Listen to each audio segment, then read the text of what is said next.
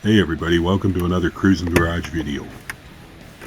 Today I'm going to be replacing the bulbs that light up the heater control panel.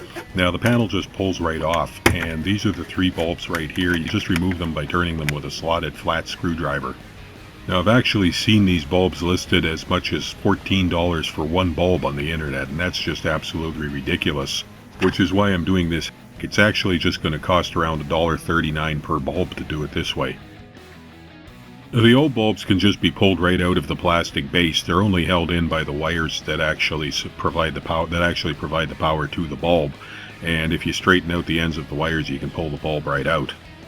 Now the bulbs that I'm going to be replacing them with are a 12 volt 60 mA micro bulb, and that's the same bulb that I used in my dual voltage test light project.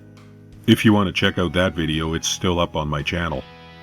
Now, of course, if you don't want to replace the bulbs with incandescent bulbs and you want to go to LEDs, now is definitely the time for you to do it while you've got the panel off and everything's apart.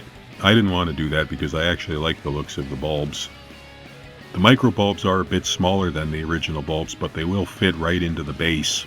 And you just have to make sure that you keep the two copper wires apart and make sure they go through their individual holes so that they don't short out. Now here's the end result. Now these lights are a little bit dimmer than the original bulbs, but they are brighter than they appear in this video. For some reason the camera isn't picking up the full brightness of the lights.